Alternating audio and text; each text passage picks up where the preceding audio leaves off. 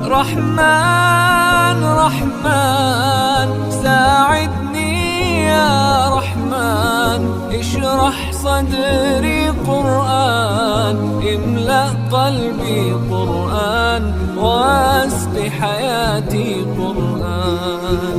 لله لله يهفو آملي لله، ولحفظ كتاب الله من أول بسم الله للختم وللرضوان.